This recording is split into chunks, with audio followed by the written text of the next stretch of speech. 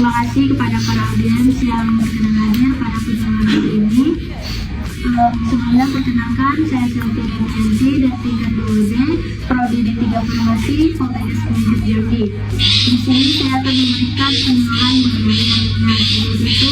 Saya akan memberikan brosur informasi mengenai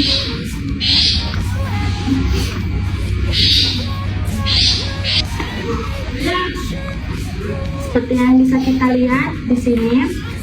Di sini ada pengertian apa itu anemia, gejalanya, penyebab, serta solusi. Sebelumnya saya akan menjelaskan tentang apa itu anemia. Anemia sendiri adalah kondisi di mana tubuh kekurangan sel darah merah ataupun hemoglobin.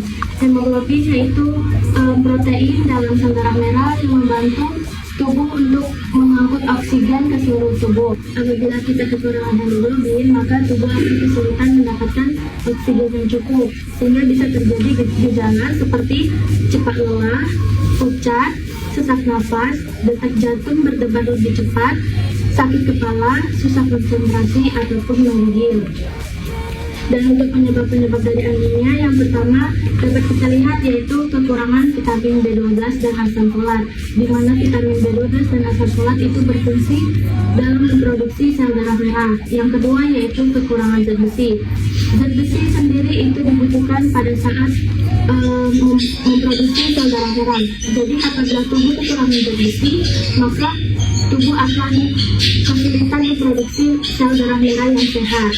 Yang ketiga yaitu faktor turun-temurun seperti anemia sel sabi, itu bisa menjadi contoh dari anemia faktor genetik.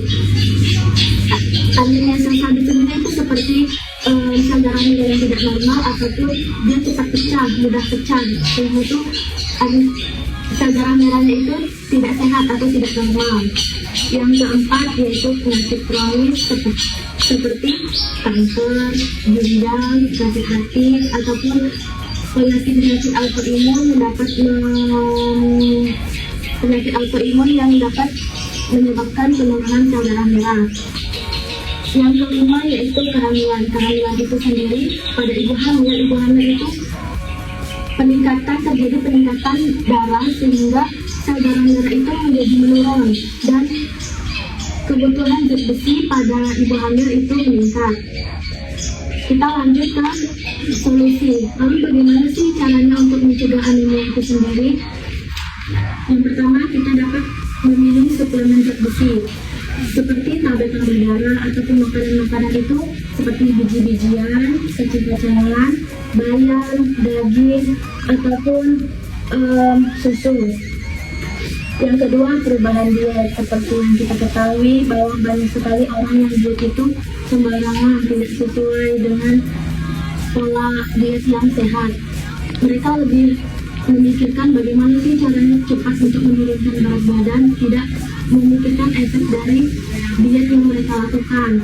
Sehingga kita bisa mencegahnya dengan mengkonsumsi banyak zat besi, ataupun kita bisa mengkombinasikan dengan mengkonsumsi vitamin C dan mengurangi minum kopi dan teh pada saat makan. Karena minum kopi dan teh itu dapat menghambat penyerapan zat besi. Yang keempat yaitu perubahan gaya hidup. Perubahan gaya hidup itu seperti kita melakukan olahraga yang teratur, karena olahraga itu bisa memproduksi sel darah merah lebih cepat. Yang kelima yaitu transfusi darah. Pada gejala anemia berat, transfusi darah itu bisa menjadi ibaratnya itu bisa menjadi faktor yang paling penting dalam menambah jumlah sel darah merah.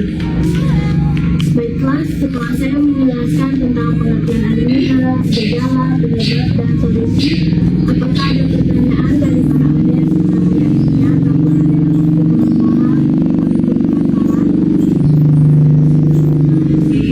yang saya bertanya, apakah anemia bisa dicegah hanya dengan pola makan atau minum suatu suplemen?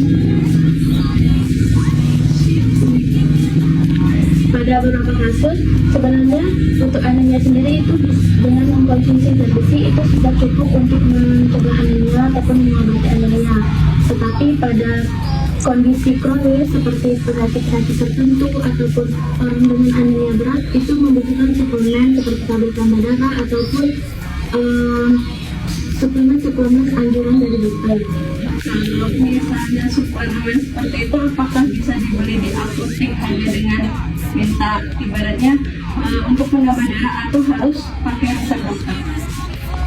Kalau itu sendiri misal kita merasakan gejalanya seperti lelah, pusing, itu kan kita sudah tahu kan, semuanya itu sudah umum di kalangan masyarakat. Kita tuh bisa membeli tablet tambah darah itu sendiri di apotek tanpa resep dokter. Tetapi pada penyakit kronis tertentu itu tidak diperbolehkan ataupun tidak dianjurkan untuk membeli suplemen sendiri, karena ada beberapa obat yang mungkin ada kandungan obat keras di dalamnya sehingga membutuhkan anjuran ataupun saran dari dokter ataupun resep yang harus diberikan ke apotek untuk membeli obat tersebut. Oh, dampak panjang anemia yang tidak dapat diobati. Apabila anemia itu tidak sesuai diobati, misalnya anemia berat, itu kita bisa merasakan kelelahan kronis, gangguan fungsi organ, dan penurunan kekebalan tubuh. Pada kasus ibu hamil misalnya, itu dapat mengganggu pada saat proses kehamilan, bahkan bisa menyebabkan kelahiran prematur.